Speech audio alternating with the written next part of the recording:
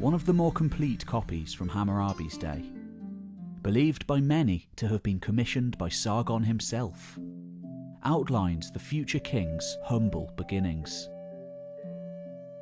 He claims to be the son of a priestess. His father, he says, is unknown.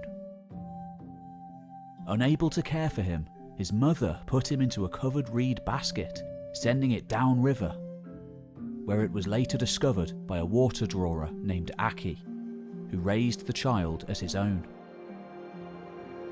It's a story that has parallels to the early biography of Moses, as told in the Hebrew Bible. Adding to the flood myth and the Garden of Eden, concepts which also have their roots with the Sumerians.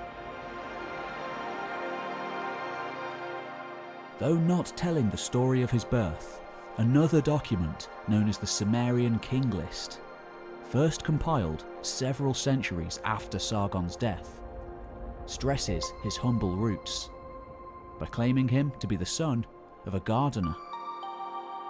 Eventually, still early on in his career, we're told that Sargon became the cupbearer of a man named Ur-Zababa, ruler of the city-state of Kish, an important northern Sumerian city.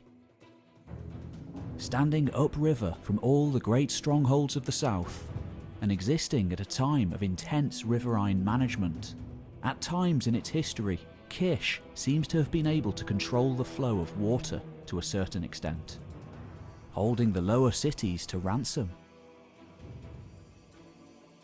Of course, presumably unlike his leader Ur-Zababa, Sargon was an Akkadian, speakers of an Eastern Semitic language, who occupied the regions just north of Sumer, known as Akkad.